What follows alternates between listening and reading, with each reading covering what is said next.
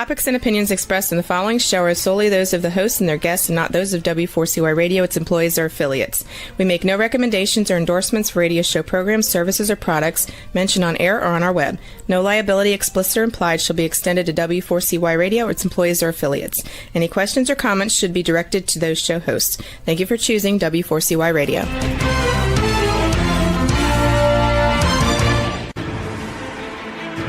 What's working on purpose anyway? Each week, we ponder the answer to this question. People ache for meaning and purpose at work, to contribute their talents passionately and know their lives really matter. They crave being part of an organization that inspires them and helps them grow into realizing their highest potential. Business can be such a force for good in the world, elevating humanity. In our program, we provide guidance and inspiration to help usher in this world we all want, working on purpose. Now, here's your host, Dr. Elise Cortez.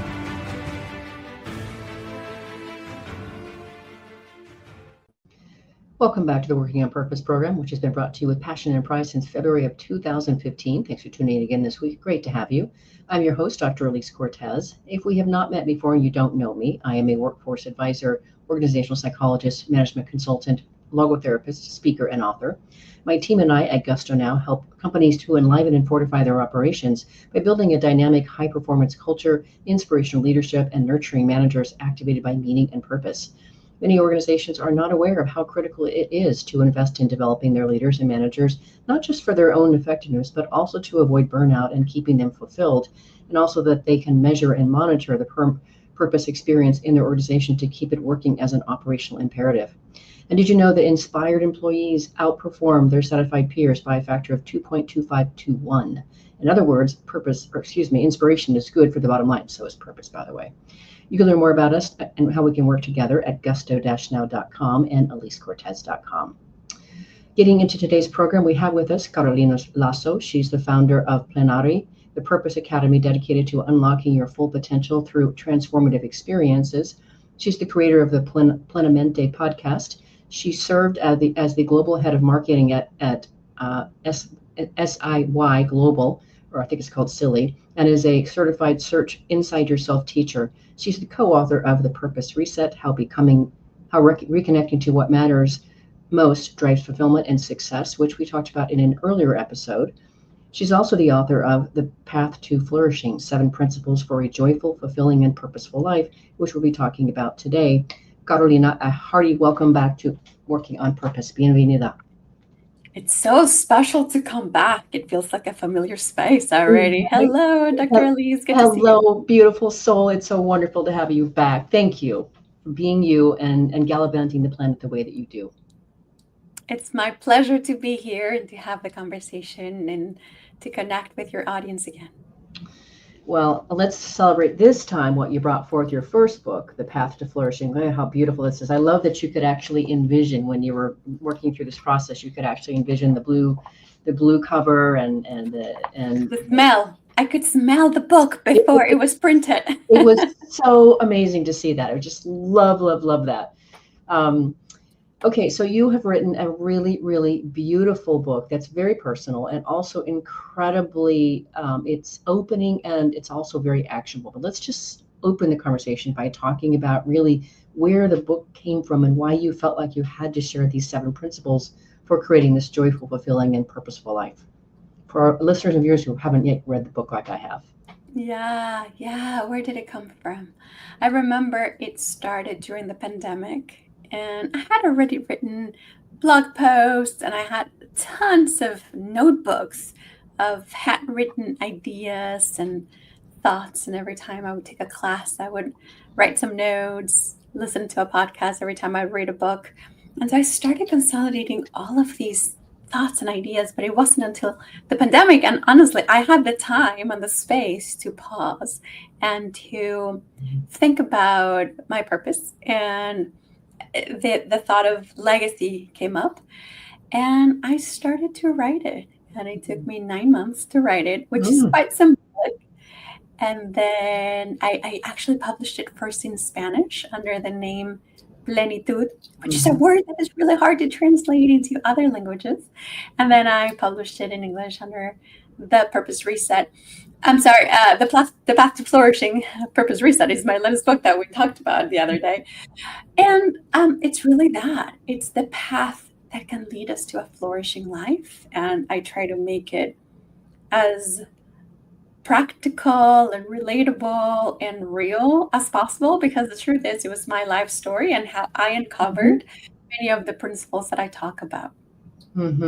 I saw somewhere in there that you got advice from somebody not to put on all your personal stories. I'm so glad that you ignored that, because they're really part of what helps us understand why this is so important. And I know that part of the reason you wrote the book is to help plant a seed of curiosity about flourishing in your readers, but also because you were heeding your own inner calling, which I really, really applaud. That's a journey too. I understand what it feels like to be, you're being summoned, and it's like this compelling pull that grabs you, and it's so beautiful when you lean into it and listen to it. It's just so powerful. Absolutely. I feel like it's a magnet, and I was kind of pulled into it. And of course, all the stories in my mind would come up, as I'm sure is the case for many people listening to us. Oh, who am I to write a book? The biggest one for me, I'll share openly, was who am I to talk about personal development when I majored in international business and I have an MBA with a focus in finance, right? Who am I to be doing that's not for me? Let's leave it to the experts.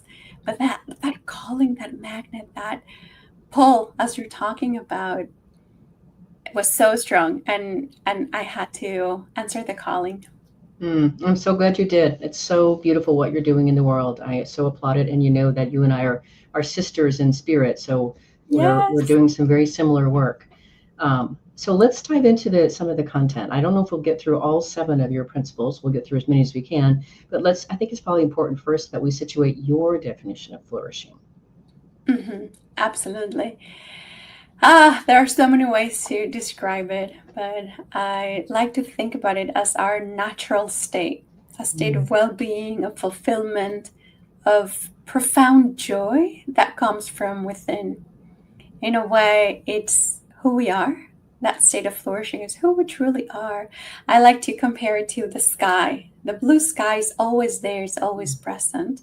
And sometimes it is covered by clouds, but the fact that there are clouds doesn't mean the blue sky isn't there, stable, majestic, huge, unlimited. That's how I think of our true selves, our inner selves. And that's how I think of that deeper state of flourishing, that stable, unlimited state of being. That's so beautiful. Is that why the cover of the book is the sky blue color? Maybe. Okay. Wondering, just checking. Okay, well then I just have to situate and also celebrate why this flourishing. If it's not convincing enough that you want to live in that kind of space, then Carolina goes on to say, when people cultivate flourishing in their lives, not only do they live better, but they also contribute directly to our collective human well-being and growth.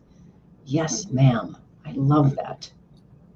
Yes, I actually think working on our individual state of flourishing is doing the world a favor, right? Because if we were to start there, then we would have enough space, creativity, intuition, wisdom to take action and change the things in the world that we do need to change, right? I'm not trying to say just put all the onus on the individual.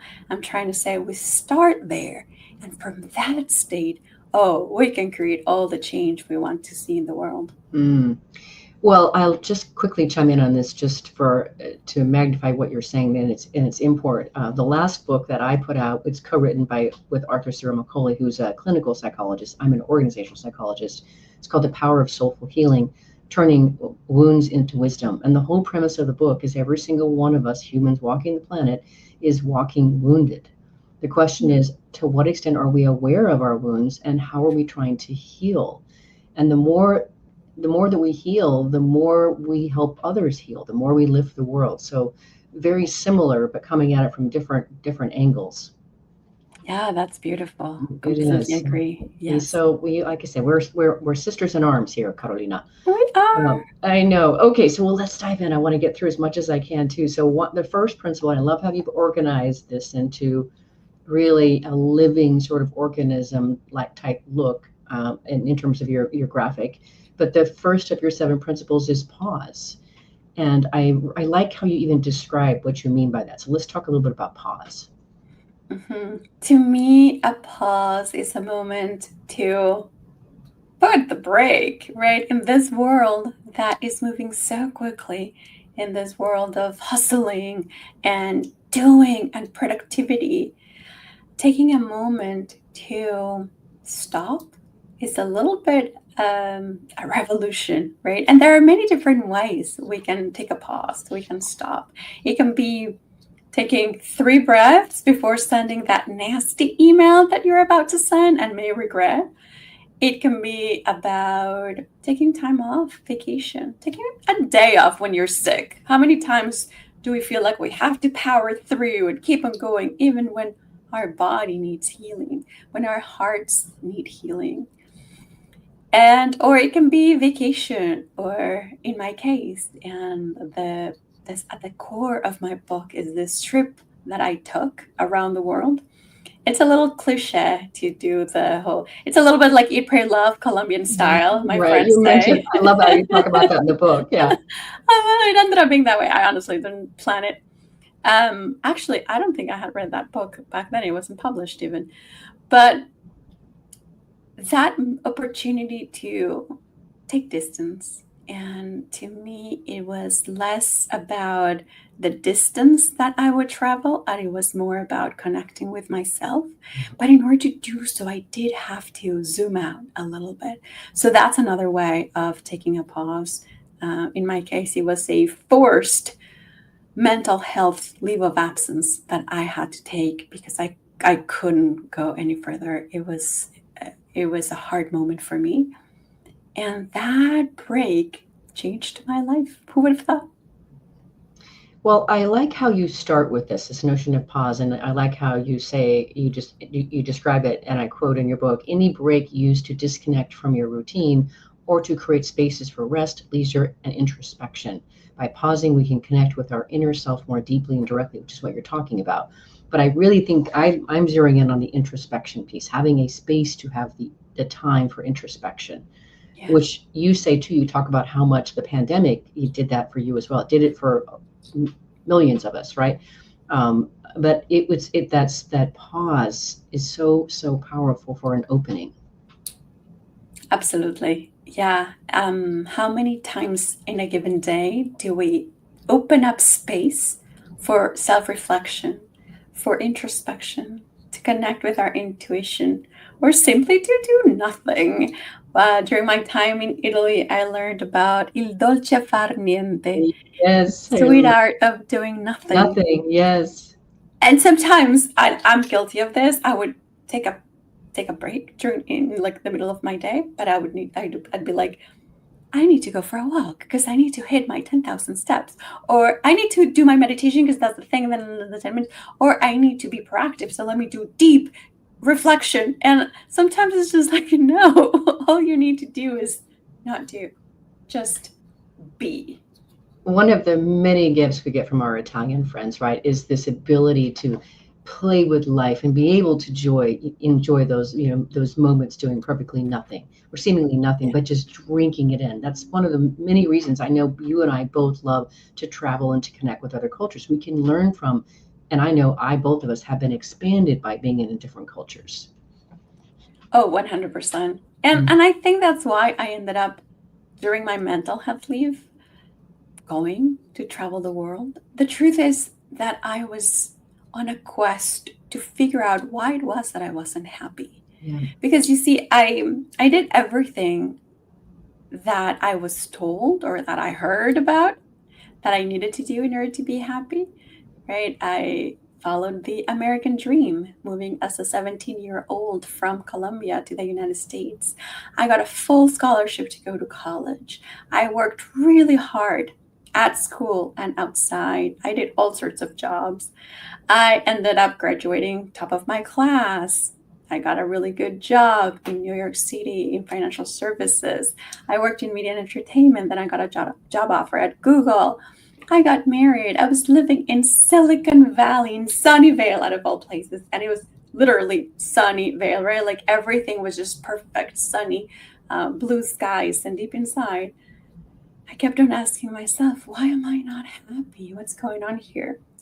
And today I can answer that, but it took me a really long time and lots of introspection and reflection on why that was not the case. And now I know it was purpose. Really, it was the 7 principles that I talk about in the book, the 7 mindfulness-based principles that I talk about. That's why they feel so real and so authentic to me. And I wholeheartedly believe that those are the principles that can truly create a shift. And these are principles that we cultivate. They're not a once and done kind of thing.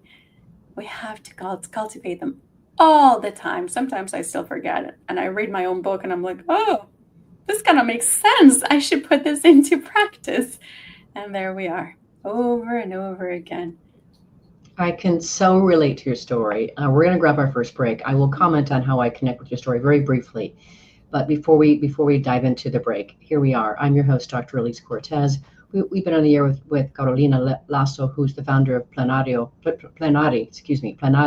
which is the Purpose Academy dedicated to unlocking your full potential through transformative experiences. She's also the creator of Plenamente podcast. We've been talking about the first principle in her book, The Path to Flourishing. After the break, we're going to start with a couple more, and we'll carry through, which the next one we're going to talk about is presence. We'll be right back.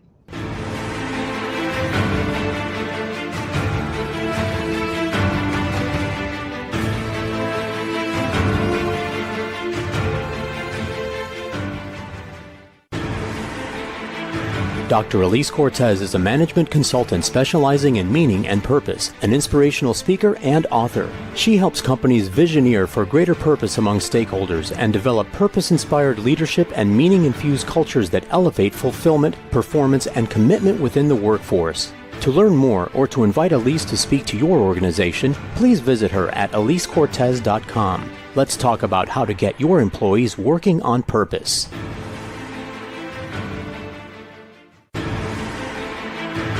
This is Working on Purpose with Dr. Elise Cortez. To reach our program today or to open a conversation with Elise, send an email to Elise, A-L-I-S-E, at elisecortez.com. Now, back to Working on Purpose.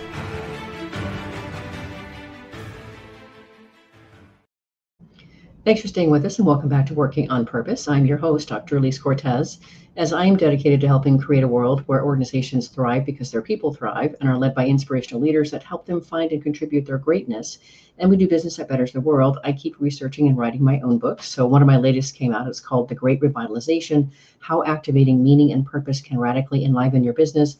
And I wrote it to help leaders understand today's very discerning and diverse workforce. What do they want and need from you to want to work with you, stick around and give their best? And then I offer 22 best practices that you can then fold into your culture to create that, to provide that for them. You can find my books on Amazon or my personal site, elisecortez.com. If you're just now joining us, my guest is Carolina Lasso. She's the author of The Path to Flourishing, 7 Principles for a Joyful, Fulfilling, and Purposeful Life. So I understand a lot about your journey because I went through something similar, not to the same extent, but it started for me when I lived in Brazil. I was really 27 years old. I moved there when I was 26. I mean, just like you're talking about, perfect life. You know, I'm there with my then boyfriend, nice job. We're traveling all over the world. We have, a great lifestyle, a live-in, full-time maid, chauffeur, gardener, all the whole bit. I'm studying because I don't have a work visa and I don't have a care in the world. And that sounds really amazing, and it was. But there was just one problem, and that was I was often very depressed and very, very unhappy. And that is where I discovered the existential vacuum of logotherapy. When we are not being of service to others, helping in some way, we then often fall prey to that depression and loneliness. And that's what set me down the path, Carolina, of studying meaning and purpose and realizing why I had to continue to answer that thing that was summoning me and telling me to get on the same path that basically you're on as well. So all that to say is I get it. Oh gosh, yeah, I can connect to that story. I appreciate it. You said the existential vacuum of logotherapy. I know we can talk about so many different things, but can we double click on that?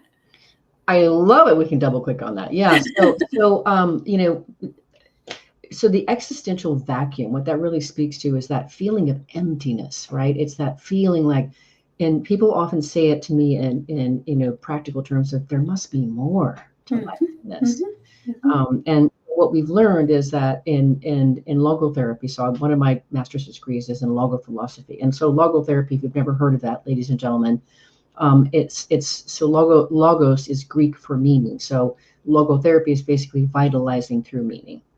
And so what we know is that we are at our best as humans when we're in basically a state of self-transcendence. We transcend beyond ourselves. We're being of service beyond ourselves. And we have the capacity to be able to help situate our mind or attitude toward that state. No matter what life throws at us, we have the ability to choose our attitude. But when we're stuck in that state of existential, the existential vacuum, it feels hopeless. And now we're into a state of learned helplessness, and a lot of bad things can happen in that space. The way you describe it is exactly what I hear from so many people. So now I'm working as a purpose mentor, and it usually starts like that, a life that many people would call either perfect or things are going well. But then eventually at some point, something clicks and something disconnects, and people move to frustration and confusion, followed by a sense of lack of motivation, some apathy, some lack of vitality, which moves into emptiness, that vacuum. And then depression, anxiety, concern, worry, disconnecting from the world. It's so concerning to see people walking day in and day out that path of emptiness, of lack of motivation. And because I felt it too, I know what it's like. And I am committed to that too, as you do, sharing practices, sharing resources that can truly help us move from that into a better state. And I don't like the artificial optimism of you can do it, just change a couple of things and it'll all be done. I always talk about cultivating these principles and the ongoing work that it requires. And I also talk about moving toward a neutral state first. You don't have to go from depression to smiling and thriving and laughter, but can we take one step up the ladder? Even if you move into, you know what, today I'm okay. Okay is better than apathy, languishing. And then the next time you may go up the ladder and feel better, and slightly better, and slightly better. And then something may happen and you go back down, right? This is not linear. This is not artificial. It has to be authentic. It has to be profound. We go to the root the situation, we have deep conversations, deep experiences, but it is possible to move up that ladder. What's wonderful about this exchange, I love having this exchange with you, and I love that you're in the moment with me, and I love that you asked to double click on logotherapy or the existential vacuum.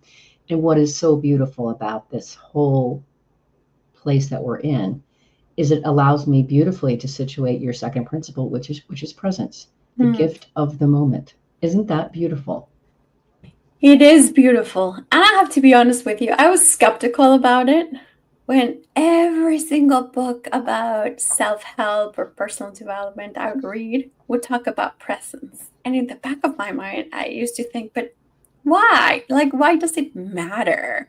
Why is it that what I am thinking about would have an impact on my well-being? Let me just be happy and think about, I'm a planner. So just let me think about the future I really enjoyed. I get joy out of it. But there it is. And many times for us, the people who focus so much in the future, we tend to worry a lot. So there's a lot of planning, yes, but also concern, worry, preoccupation, anxiety. And then for people who tend to be in the past, there is a lot of rumination, there is a lot of regret, There is, I should have done this, or what if I had done it differently? Or some nostalgia, which sometimes can be romantic and beautiful, but also can take you away from the present moment. And in the end, the present moment is all we have. Everything else is either gone or doesn't exist yet. And there are many different studies that present evidence on the importance of presence for well-being. Because right here, right now, as hard as it may seem to comprehend it or really integrate it in our hearts, in this moment right here, right now, I am okay. I don't remember if you said this in the book. I know you talk about ikigai, the Japanese concept of the meaning in your life. But there is another Japanese concept that I've treated on this podcast before called ichigo ichie, and that is really about the presence, celebrating the moment, and the whole core of it is that cherish this moment for this moment will never pass again. Yeah. In other words, it's uniquely beautiful. Don't miss it. And so to that end, I would love for you to share. You have some practices that you offer to help us cultivate presence, starting with meditation, of course. But then second one is practicing savoring each moment proactively, which is what we're really doing in this conversation. Mm-hmm. I have a micro hack that I like to share with people. Can I share it with everybody right here, right now? Okay, so a little micro hack that I use with my mind. Sometimes when we're thinking so much about the past, the present, the future, am I doing things right? What's going on? Sometimes the mind is so busy. And what I do is I ask my mind, I literally ask my own mind, what's going to be my next thought? Everybody, give it a try right now. Just like close your eyes for a moment and ask yourself, what's my next thought? What'd you get? I didn't get anything. It Beautiful. feels like I'm like that. This is a cosmic pattern interrupt or something. I don't know. This is amazing. Isn't it amazing? It's a shortcut because the mind gets so confused. Like, I don't know what you're gonna think about next. Like, what's there? I don't know. So you go into nothingness. You go into presence. There's nothing. You're seeking, but you're seeking in the present moment. There's nothing there. It's such a good shortcut. But just like that, there are many different ways that we can use to come back to the present moment again and again. Of course, meditation being the most direct way to cultivate this skill, to build the muscle of presence, coming back to the present again and again. And truly, that is meditation. Every time we get distracted, we recognize it and we come back. Every time we get distracted, we recognize it and we come back. Many people think meditation is about making your mind blank and going empty, and that's very difficult for most people. But it is that practice of coming back to presence. So those are two of my favorite tools. Wonderful. I also do love that you talk about engaging in physical exercise to get us back into our bodies. I think that's really, really important for presence. I know for me, that's one of my, it's a go-to for me. I gotta have it. Okay, well then let's talk about the third principle, which I really, really, really, really love and have only really recently come to, I think, more fully embrace it in my own life, and that's compassion. Absolutely. What an important element in life, whether it's compassion to ourselves, whether it's compassion to others.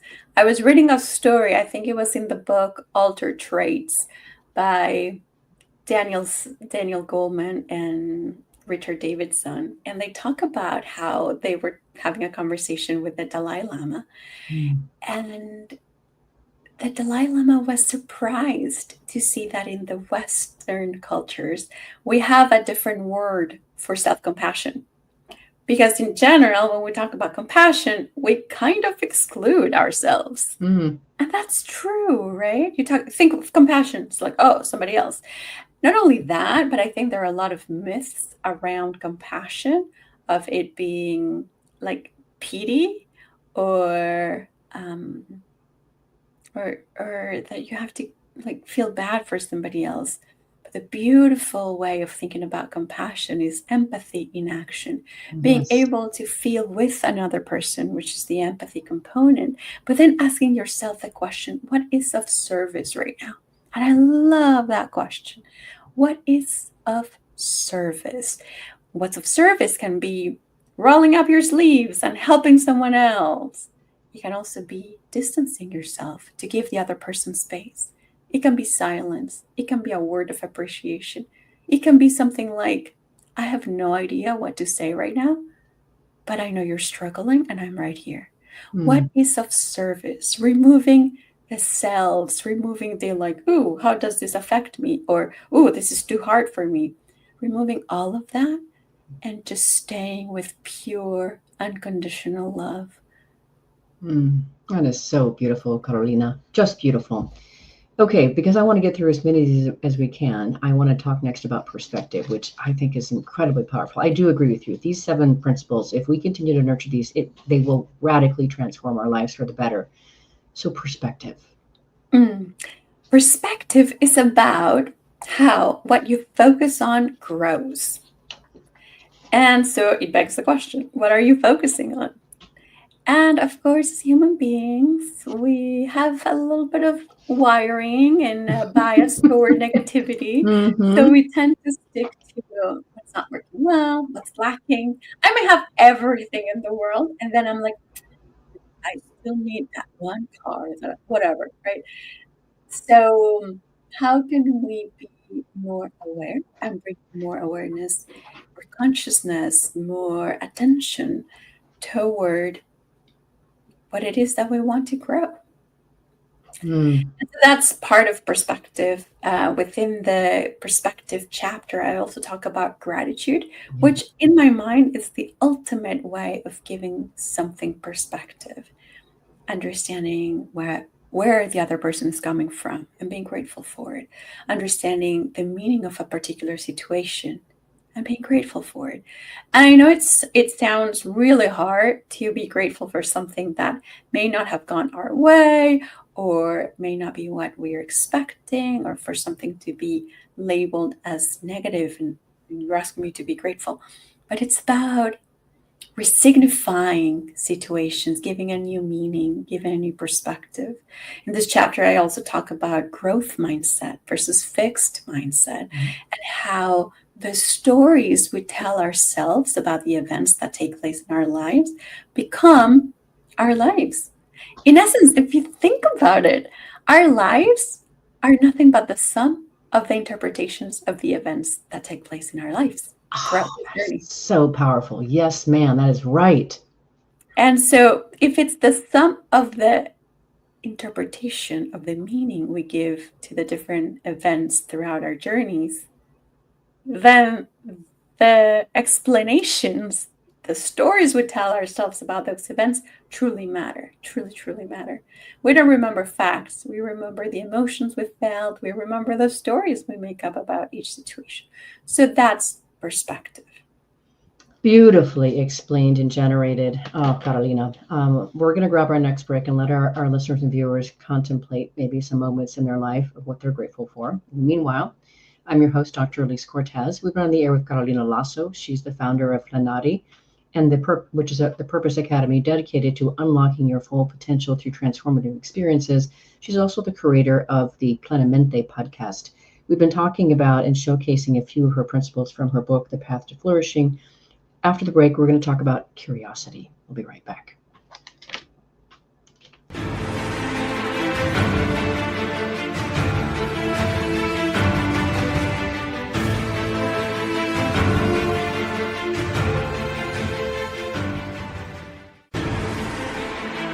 Dr. Elise Cortez is a management consultant specializing in meaning and purpose, an inspirational speaker and author. She helps companies visioneer for greater purpose among stakeholders and develop purpose-inspired leadership and meaning-infused cultures that elevate fulfillment, performance, and commitment within the workforce. To learn more or to invite Elise to speak to your organization, please visit her at elisecortez.com. Let's talk about how to get your employees working on purpose.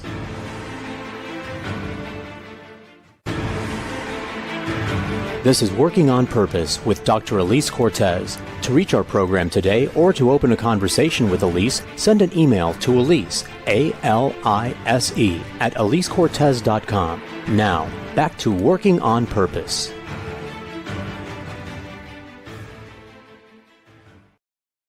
Thanks for staying with us and welcome back to Working on Purpose. I'm your host, Dr. Elise Cortez. As you know by now, this program is dedicated to empowering and inspiring you along your journey to realize more of your potential. If you want to learn more about how we can work together and learn about the Gusto Now Academy for leaders and individuals on various journeys alike, make your way to gusto-now.com and then navigate to the training tab and you'll be able to find the Academy there. We would love to have you join us. If you are just now coming onto the podcast today, my guest is Carolina Lasso. She is the author of The Path to Flourishing, 7 Principles for a Joyful, Fulfilling, and Purposeful Life. So I embrace all of your principles, and I definitely try to nurture them in my own life, and I totally jam on the 5th principle, curiosity. Let's talk about that one. Let's talk about that one. And that's one I actually didn't know that it was appropriate to include.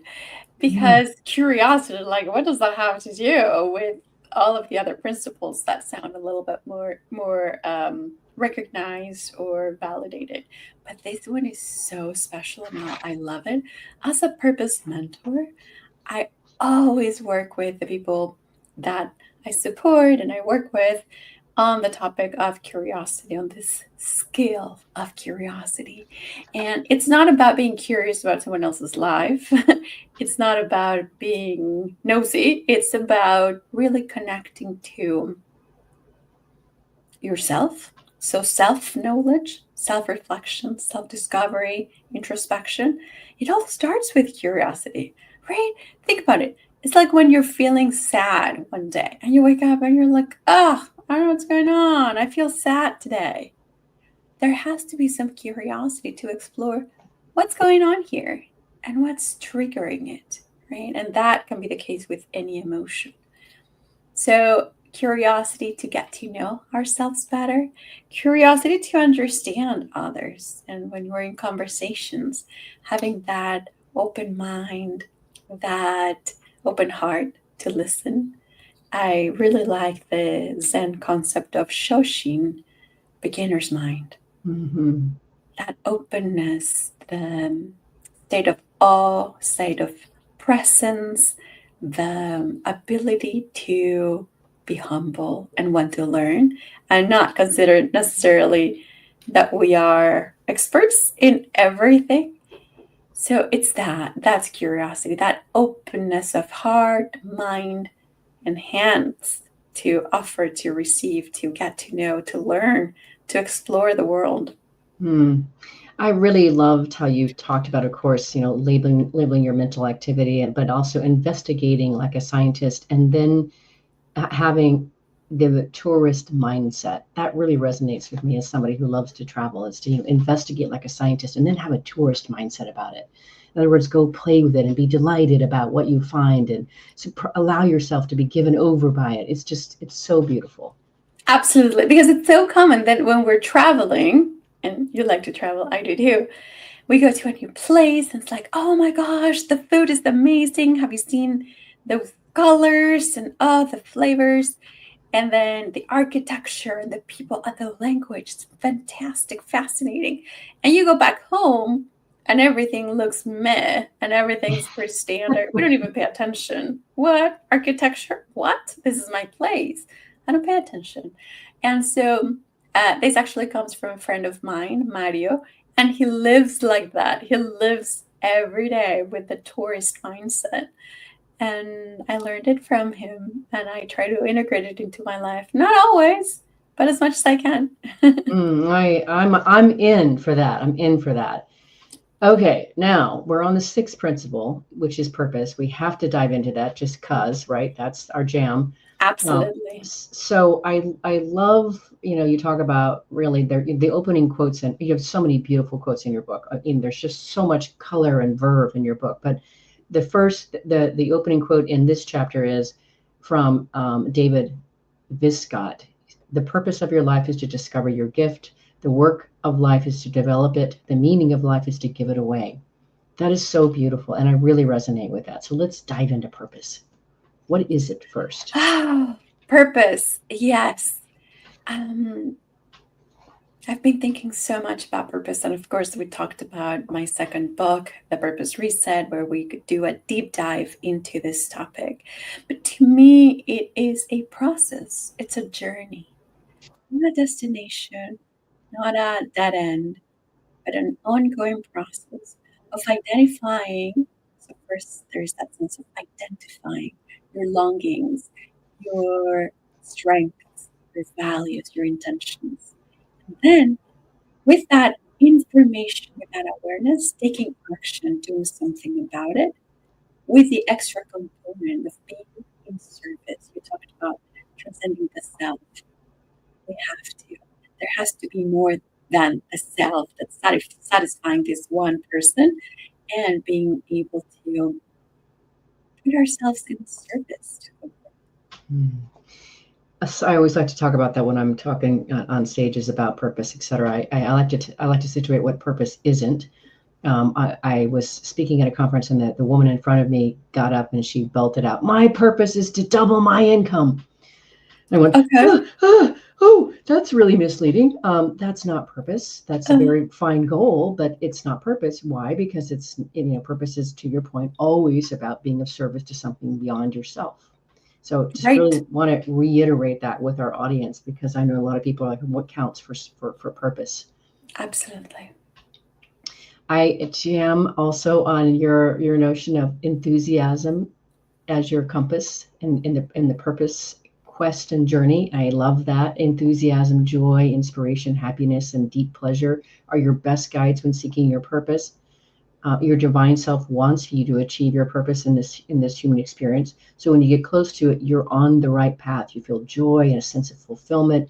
That's a great sign that you're doing what your true essence wants for you. I can relate to that exactly, Carolina.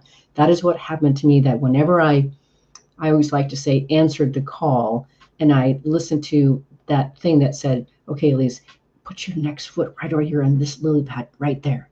Every time I answered to that, I felt joy. Every time. Yeah, that's beautiful.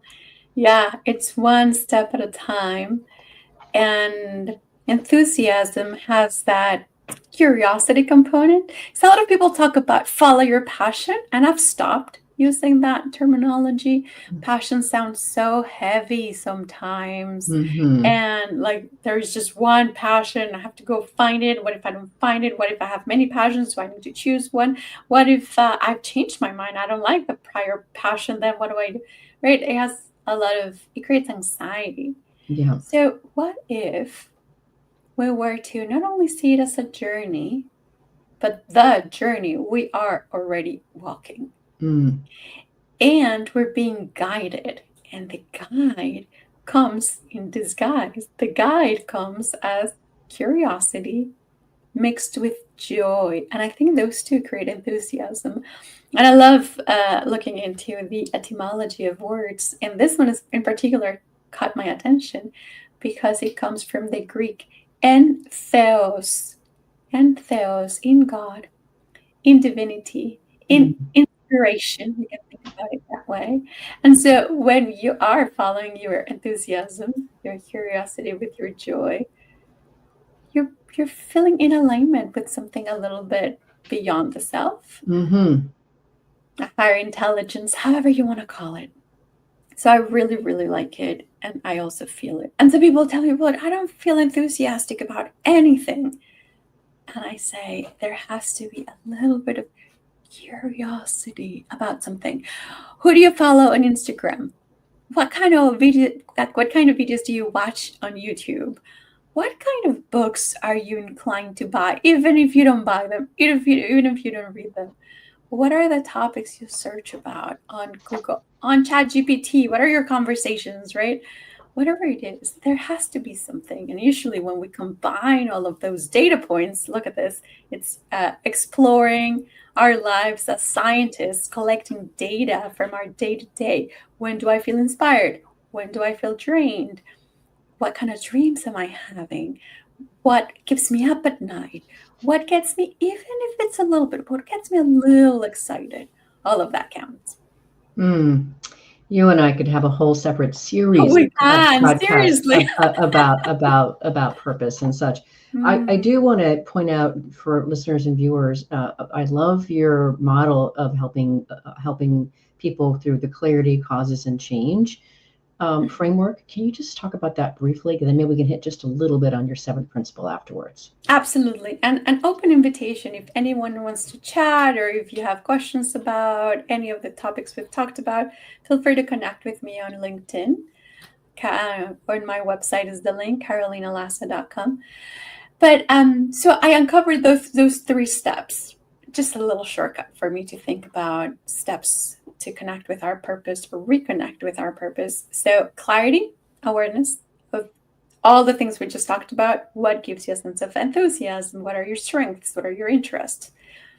Then, so that's clarity. Causes, that's related to what moves you. So specifically, what causes in the world move you? Is it environmentalism? Is it education? Like, there has to be something. And I always say that it's equally important to know your causes and to also know what you don't care about. And let's be honest about it and let's be realistic. You cannot care about every single cause in the world. That's okay. So let's be clear. What really moves you? Yeah. And I think having big emotions related to a cause would be a good sign that you're on the right track. And then change. And I do think that we need to be brave many times, and courage comes from taking action.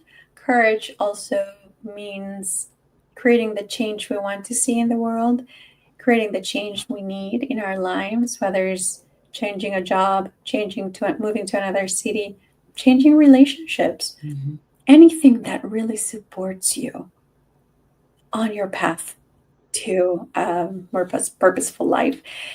And that can come in many, many different ways. But we do need some courage to take action because there are many forces in our system, in our society, that kind of prevent us from making big, drastic changes or small changes, but that feel in alignment with what we truly want. Just gorgeous, Carolina. We really don't have time to go into the seventh principle, but let me just quickly introduce it for our listeners and viewers because it's so beautiful. And that chapter is just chock full of so much. But you talk about the seventh principle. So you say that acceptance means allowing and trusting life as is with equanimity. And equanimity is the ability to maintain emotional balance and stability regardless of external situations. It means living in the present without reacting with attachment or aversion to life's ups and downs.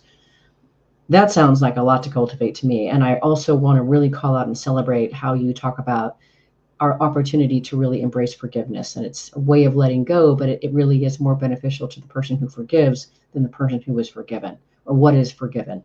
And I really want to celebrate just how powerful I found that to be, because that's definitely one that I could nurture a bit more here and there.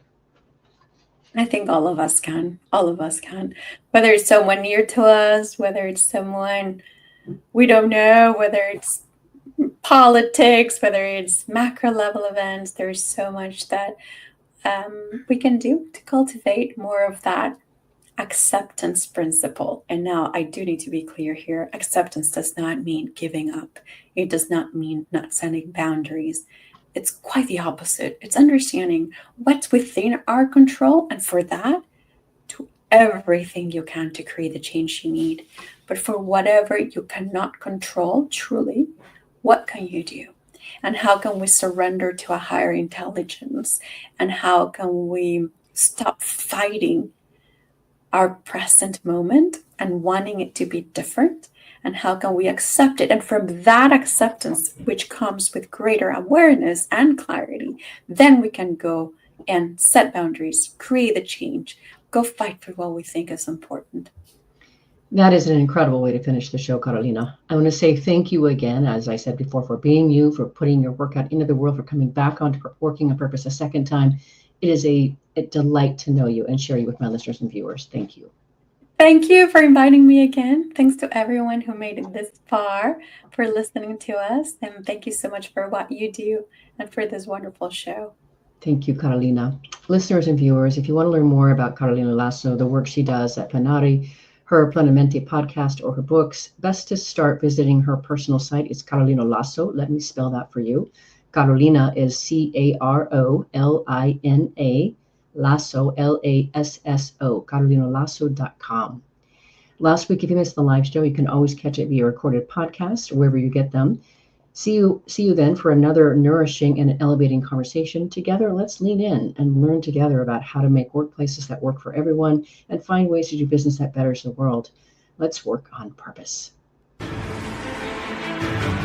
We hope you've enjoyed this week's program. Be sure to tune into Working on Purpose, featuring your host, Dr. Elise Cortez, each week on W4CY. Together, we'll create a world where business operates conscientiously, leadership inspires impassioned performance, and employees are fulfilled in work that provides the meaning and purpose they crave. See you there. Let's work on purpose.